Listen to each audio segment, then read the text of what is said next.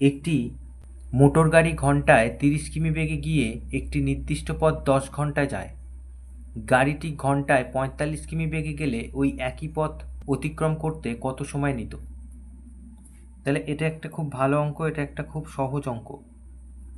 তাহলে এক্ষেত্রে আমরা সমস্যা তৈরি করব। প্রথমে একদিকে লিখব গতিবেগ,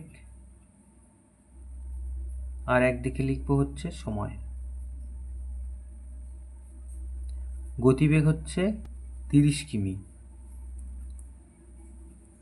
পার ঘন্টা, তাহলে সময় লাগে 10 ঘন্টা। তাহলে গতিবেগটা যদি 45 কিমি পার ঘন্টা হয় তাহলে কত সময় লাগবে? তাহলে লিখি 30 কিমি পার ঘন্টা গতিবেগে গেলে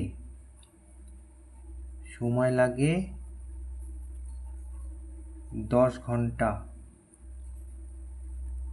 তাহলে 1 কিমি পার ঘন্টা গতিবেগে গেলে সময় লাগে, তাহলে এক্ষেত্রে গুণ হবে গতিবেগের সাথে সময়ের ব্যস্তানুপাতিক সম্পর্ক। তাহলে অতএব 45 কিমি পার ঘন্টা গতিবেগে গেলে সময় লাগে। তাহলে এবার ভাগ হবে,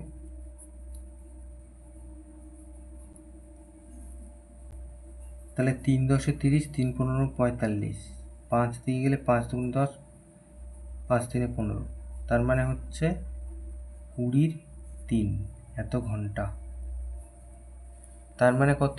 তার মানে হলো 3 6 18, 6 পূর্ণ 2 3 ঘন্টা। তার মানে বা 6 ঘন্টা 40 মিনিট। তাহলে অতএব 45 কিমি পার ঘন্টা গতিবেগে গেলে ওই একই পথ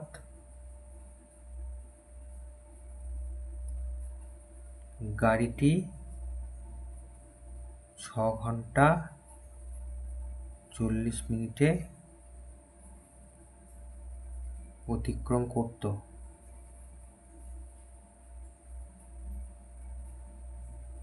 এটা তাহলে উত্তর।